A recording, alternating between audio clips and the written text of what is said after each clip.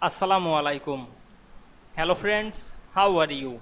Welcome back to my another video. In this video, I am going to show you how to insert a horizontal scroll bar shape in Microsoft Excel. Let's get started. At first, you have to open your Excel workbook. Now we want to insert a horizontal scroll bar. Go to the insert menu. Select the shape drop down menu. We can see here many shapes. Now we go to the stars and banners section.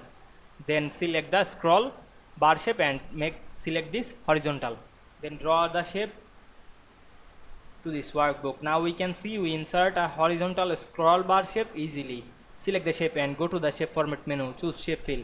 You can change the shape fill color. Otherwise you can change the outline color. Now we can see we insert a horizontal scroll bar shape in Excel very easily. I hope you enjoyed my video. Please like, comment, share and subscribe my channel. Thanks for watching.